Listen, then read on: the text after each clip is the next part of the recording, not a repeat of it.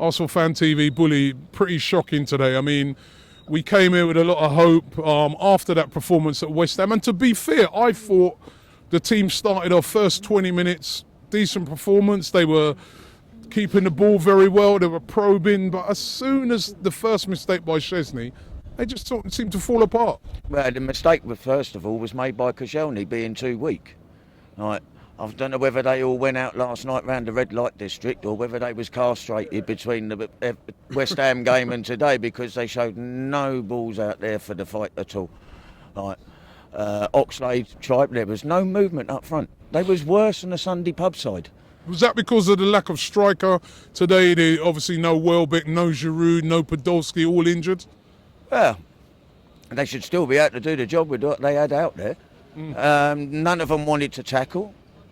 Arsenal needs to take off their boots, all these fancy boots, and put them in an old style pair of black boots and start making them work a bit. Debussy was awful today, and so was Gibbs. They allowed the ball to be crossed into that box and willy-nilly. And then we go up the other end and it's like tip-tap, tip-tap, tip-tap, try and walk the ball in the net. We showed no fight.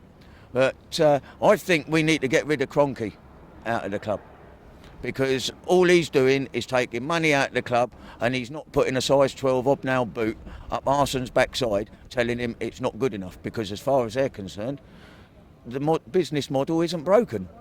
There's still bums on seats. They're raking it in. Kroenke's taking money out of the club like he does with every single one of his clubs that he owns, and doesn't win anything. Listen, Bully, what happened to Szczęsny today? Because no matter what we want to say today, it seemed to be two terrible goalkeeping. I mean, you say Szczęsny was weak on the first goal, which he probably was. But what was Szczęsny doing all the way out there? He was still got a defender out there dealing with the situation. Well, I don't know whether he was hungover from last night or whatever, but he had a mad rush of blood to the head. I don't know whether he'd had a drink out of Ty's water bottle. But, yeah, he should have stayed on his line. And then for the second one, why the hell he slid with his feet instead of diving at it? But every single one of them at the back, they just didn't know what to do. Run away, run away. It was more like a Monty Python film. Run away, run away. Right. Is it a leadership problem at Arsenal? Yes. Because these are players who've played in World Cups, and these are all international players. What happens to them? You're 1-0 down. It's not the end of the world. They've got no fight. They've got no strength in the tackle, and it's we'll just play for 10 minutes. We'll try and play to not concede. And unfortunately, every time we do that, we concede. We need to start from the very beginning, high tempo, quick passing, and keep it simple. Right, we're trying to overdo things. We've got to get the basics right first before we try and do the fancy stuff.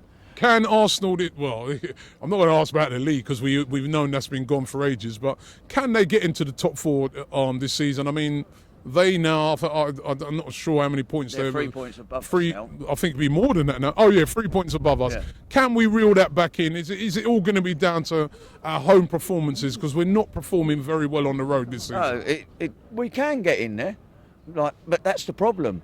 They're all resting on their laurels. It doesn't matter, we can lose this, we'll still make it up on another game.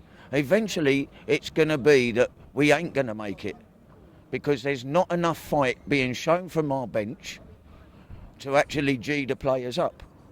And that's where the leadership's got to come from first of all. And we've got to start making them work a lot harder and stop all this tippy-tappy stuff, and we need to buy some big players. Today we was banging the ball into a box for basically midgets.